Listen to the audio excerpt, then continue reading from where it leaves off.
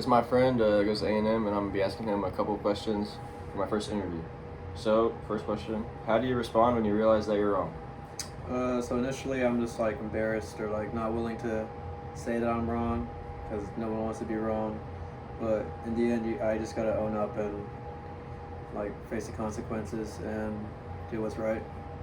Do you have an example of something that you've been wrong about? Um, yeah, I think a couple months ago I wanted to quit the gym because it got too hard and then like too much time, too much effort. But I realized I was wrong about that, and that to be right, I just gotta keep going. So I just didn't quit. Why do you think that you came to a wrong conclusion, or why do you think that you were wrong? In your case, why were you wrong to think about quitting the gym? Stop working out? Was I wrong about it? Yeah, like, when did you realize that you came to a wrong conclusion? Um, Probably when I realized that everyone around me who was working out didn't quit.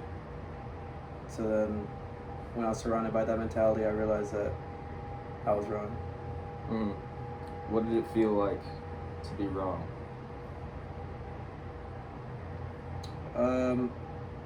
So it felt like once I realized I was wrong, it felt kind of silly.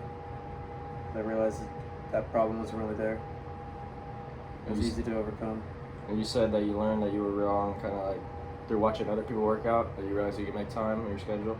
Yeah, I realized that it's just me trying to make excuses. All right. The next question is, what is the social issue that you feel is most difficult for others to adjust or change their minds on? Probably something concerning politics, because our nation is so divided. That's fair. And what is the reason that the specific social issue causes difficulty in changing our viewpoints? Repeat that. What is the reason why the specific social issue causes difficulty in changing our viewpoint? I think because we're so divided and that we feel the need to pick one side instead of taking the best of both sides. Yeah, that kind of falls into this other question. What role do you think tribalism plays in our ability to adjust or change our perspective? Tribalism is like you're always like thinking that your side is right and that the other side is wrong, so you gotta like fight them than actually hear them out. So kind of what we were just talking about, but what role do you think that plays in the ability to kind of change sides in politics? I feel like there's a bunch of loyalty issues with your family and friends. I feel like once you're on one side, you can't really defer because you feel like in the beginning you were right, so you don't want to be wrong. Yeah. And lastly, what role does unconscious or implicit bias play in our ability to adjust or change our perspective?